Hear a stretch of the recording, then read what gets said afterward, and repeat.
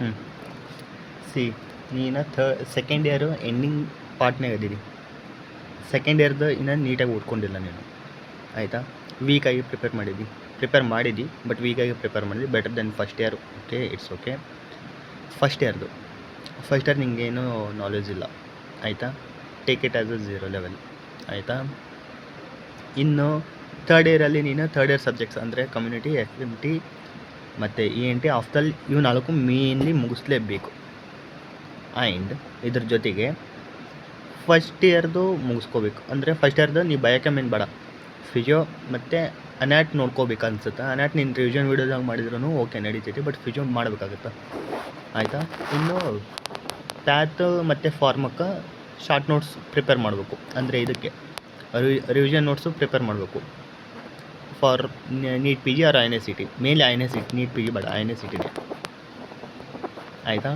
ಅದಕ್ಕೆ ಪ್ರಿಪೇರ್ ಮಾಡ್ಕೋಬೇಕು. ಒಂದು ಬಯೋಕೆಮ್ಗೆ ರಿವಿಷನ್ ನೋಟ್ಸ್ ಅಂತ ಪ್ರಿಪೇರ್ಡ್ ಇರುತ್ತೆ.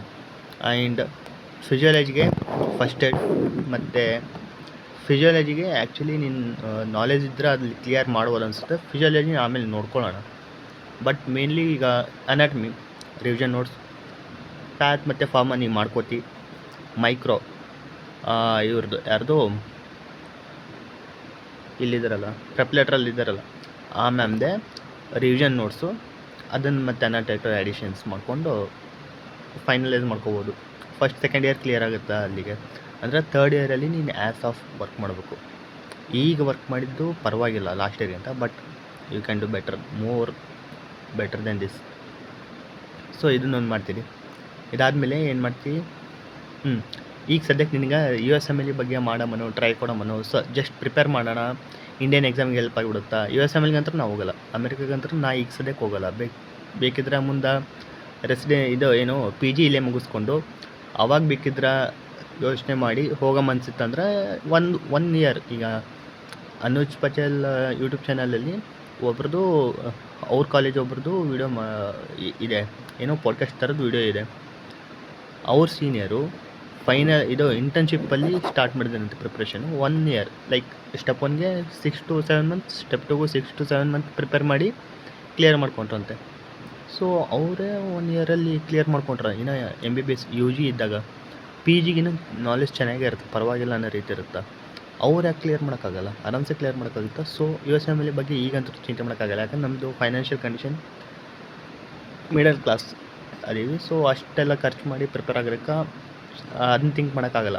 ಅದನ್ನು ಬಿಟ್ಟು ನೀಟ್ PG ಮತ್ತು INA-CT ಟಾಪ್ ರ್ಯಾಂಕ್ ತೆಗಿಬೇಕು, ಅನ್ನೋದಕ್ಕೆ ಪ್ರಿಪೇರ್ ಮಾಡಬೇಕು, ಆಯಿತಾ.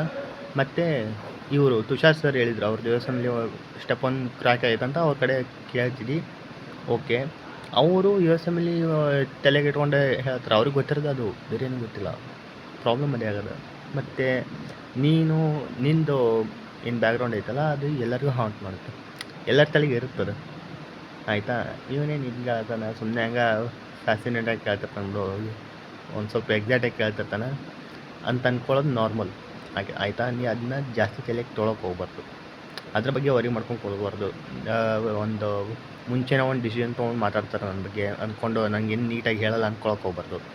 ಅದೈತಿ, ಏನು ಬೇಕಾಗಲ್ಲ, ನೀನು ನಾನೇ ಬರೋ ಅಷ್ಟೇ. ತೊಗೋಬೇಕು, ಅಕ್ಸೆಪ್ಟ್ ಮಾಡಬೇಕು.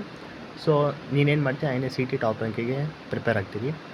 INA-CTಗೆ ENT ಮತ್ತು ಆಫ್ಟಲ್ ಅಷ್ಟೊಂದು ಕೇಳಲ್ಲ. ಸೊ ENT ಆಫ್ಟಲ್ ನೀನು PW ಮಿಡ್ಡೆಡ್ದು ಫರ್ಯದಾಗ ಮುಗಿಸ್ಕೋತಿ ಅಷ್ಟೇ.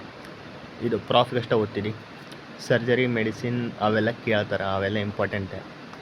ಫೈನಲ್ ಇಯರ್ ಸಬ್ಜೆಕ್ಟ್ಸು ಇಂಪಾರ್ಟೆಂಟೇ. ಇವೇನು ಮೇನ್ ಸಬ್ಜೆಕ್ಟ್ ಅದಾವಲ್ಲ ಅವೆಲ್ಲ ಇಂಪಾರ್ಟೆಂಟೇ. But first year second year subjects ಯೂಶ್ವಲ್ಗಿಂತ ಅಂದರೆ ನೀಟ್ PGಗಿಂತ ಜಾಸ್ತಿ ವೇಟೇಜ್ ಐತಿ. ಸೊ ಅದನ್ನು ಮಿಸ್ ಮಾಡೋಂಗಿಲ್ಲ, ಆಯಿತಾ. USMLE ಅಲ್ಲ ನಂದು target, primary target INA-CT. So USMLE ರಿಸೋರ್ಸಸ್ನ ನೀವು ಯೂಸ್ ಮಾಡ್ಬೋದು, ಯಾಕಂದರೆ ಥರ್ಡ್ ಇಯರಲ್ಲಿ ನೀನು ಫಸ್ಟ್ ಇಯರ್ ಸೆಕೆಂಡ್ ಇಯರ್ದು ಆಲ್ಮೋಸ್ಟ್ ಫಸ್ಟ್ ಇಯರ್ ಮಾಡತ್ತೀನಿ, ಸೆಕೆಂಡ್ ಇಯರ್ದು ಇನ್ನೊಂದು ಸ್ವಲ್ಪ ಬೇಕಾಗುತ್ತೆ, ನಿನ್ಗೆ ಅಷ್ಟೊಂದೇನು ಪ್ರಿಪೇರ್ ಮಾಡಿಲ್ಲ. ಸೊ USMLE ರಿಸೋರ್ಸ್ ಅದಕ್ಕೆ ಯೂಸ್ ಮಾಡ್ಬೇಕು ಅಂದ್ರೆ ಅವು ಕ್ರಿಸ್ಪ್ ಇರುತ್ತೆ ಮತ್ತು ಕನ್ಸೆಪ್ಟ್ ಹೆವಿ ಇರುತ್ತೆ, ಆಯಿತಾ. ಮತ್ತು ಅದಾದಮೇಲೆ ನೀನು ಟೆಕ್ಸ್ಟ್ ಬುಕ್ಕು USMLE ಏನು ಮಾಡ್ತಾರಲ್ಲ ಅದ್ರದ್ದು ರಿವ್ಯೂ ಬುಕ್ನಿಂದ ನೋಡಿಕೊಂಡು ಇದು ಏನೋ ರಿವಿಷನ್ ನೋಟ್ಸ್ ಮಾಡ್ಕೊಂಡ್ರೆ ಅದು ಫ್ರೂಟ್ಫುಲ್ ಆಗುತ್ತೆ. ಸೊ ಫಸ್ಟ್ ಆ್ಯಂಡ್ ಸೆಕೆಂಡ್ ಇಯರ್ಗೆ USMLE ರಿಸೋರ್ಸ್ ಯೂಸ್ ಮಾಡಿಕೊಂಡು ರಿವಿಷನ್ ನೋಟ್ಸ್ ಯೂಸ್ ಮಾಡ್ಕೋಬೇಕು, ಪ್ರಿಪೇರ್ ಮಾಡ್ಕೋಬೇಕು. ಅದಾದಮೇಲೆ ಇನ್ನು ಇದೇನು ಫೈನಲ್ ಇಯರ್ಗೆ ಹೆಂಗೆ ಗೊತ್ತಾ, ಒ ಬಿ ಜಿ ಮತ್ತು ಸರ್ಜರಿ ರಿವಿಷನ್ ನೋಟ್ಸಿಂದ ಮಾಡ್ಬೇಕಂತ ನಾನು ಕೇಳಿರೋ ಪ್ರಕಾರ. ಸೊ ಮೆಡಿಸಿನ್ ಬಗ್ಗೆನೇ ಒಂದು ಸ್ವಲ್ಪ ನಂಗೆ ಅಷ್ಟು ಕ್ಲಿಯರ್ ಗೊತ್ತಿಲ್ಲ. ಭಾಳ ಜನ ಮಾತಾಡ್ತಾರೆ, ನಾನು ಮೆಡಿಸಿನ್ ಬಗ್ಗೆ ಏನೋ ನೋಡೋಕೆ ಹೋಗಿಲ್ಲ, ವಾಸ್ಟ್ ಐತಿ ಬಿಡೋ, ಆಮೇಲೆ ನೋಡೋಣ, ಫೈನಲ್ ಇಯರ್ ಬಂದಾಗ ನೋಡೋಣ ಸುಮ್ಮನೆ. ಸೊ ಮೈಂಡ್ನಲ್ಲಿ ತಗೋ,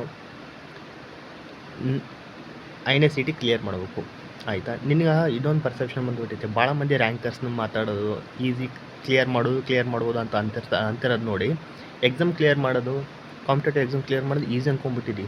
ಅದು ಒಂಥರ ಬ್ರೈನ್ ಫಿಟ್ ಸಿಚುವೇಶನ್ನಾಗ ಏನು ರಾಟನ್ ಮೈಂಡ ಅಂತೇನೋ ಅಂತಾರಲ್ಲ, ಆ ಟೈಪ್ ಸಿಚುವೇಶನ್ನಾಗ ಈ ಟಫೆಸ್ಟು ಈವನ್ 10,000 ರ್ಯಾಂಕ್ 10,000 ರ್ಯಾಂಕ್ ಬರ್ಬೇಕು ಅಂದ್ರೆ ನೀನು ಕಷ್ಟಪಡಬೇಕು.